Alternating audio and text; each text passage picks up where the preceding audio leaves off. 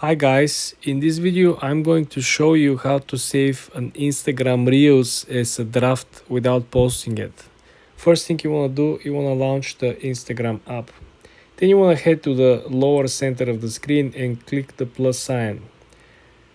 When you're at the posting menu, you want to scroll down. Do you see how I have plenty of options? You want to scroll through the Reel option over here, okay?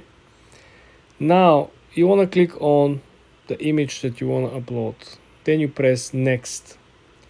Here you have a couple of options. You can actually add audio, you can add scale, you can add all these small functions if you're up to. You can make the reel shorter simply by dragging the back or dragging the front towards the center, okay?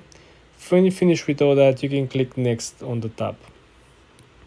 Over here you can also have a couple of options. You can include some stickers, polls, ask questions, you can put the time. Anyway, you can add some text. You can actually download the reel with this face as well.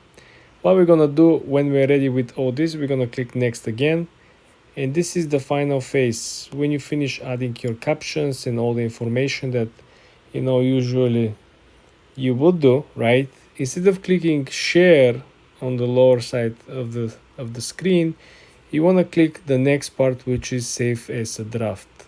When you click save as a draft, right, you will have the drafts on top as a number, as you can see over here. Next time when you come by and you click post, the plus sign, right, you can go on the reels again, and on the top menu you will have the two drafts or the recent drafts that are about to get published. If you see, when you click on them, then you want to click on the one that we just work on, right? And you can simply proceed and click share. This is how you can save drafts in reels without posting them, and then eventually if you decide, you can publish them. Subscribe and follow for more tips, guys.